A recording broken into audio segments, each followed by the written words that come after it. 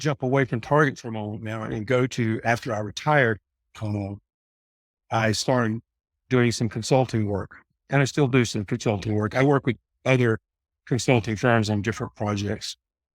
And one of the ones that I was working with is an organization called TC Square, Textile Clothing Technology Corporation. They were a government funded or government supported organization starting in the 80s to look at technology and use it as a basis to either make or keep domestic manufacturing competitive. They had a tool that was developed at North Carolina State University in the 90s called the Sourcing Simulator. It's an amazing tool in that you can answer probably, I think I calculated one time, 60 some different variables in your sourcing strategy, in your sourcing and retail or wholesale strategy. Things like, when are you going to mark it down? How much will you mark it down? How many deliveries do you want? When do you want them to be here? Those kinds of things. And what it pointed out was the aha for me. It was the big aha. And it goes back to the domestic manufacturing versus international manufacturing. And that is that full package sourcing bases its financial placement decision on gross margin, the margin that you get when you purchase it based on what you think you're going to sell it for. It didn't take into account the impact of those post-acquisition hits to profit.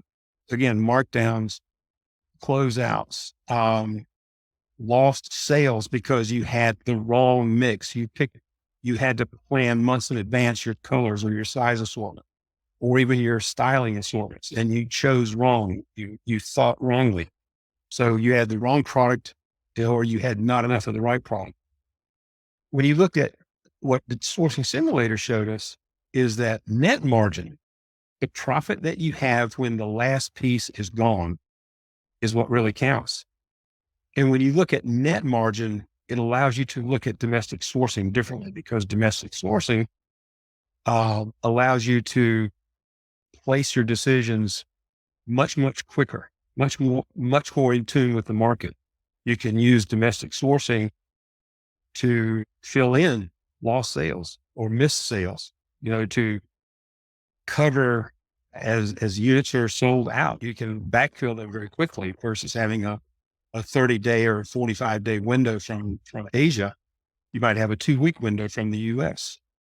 And so all these things came together for me to say, we need that almost every company should have an all-encompassing strategy of sourcing that uses global sourcing where it's appropriate and domestic sourcing where it's appropriate. So if you have a product like white underwear, for example, buy it in the cheapest place in the world. Labor's cheap somewhere else in the world than the US. Buy it where you have no risk of having the wrong color. It's all white. It's underwear, the style that you never goes out of style. Buy it domestic, buy it in the market. But if it's a high fashion item with a high value and high margin, you can absorb more direct labor value because US labor is more expensive, but you can sell it all at full price. There are no markdowns. There is no clearance being done. And so your actual profit is greater, even though your gross margin is low. So that was like I said, that was a big aha for me.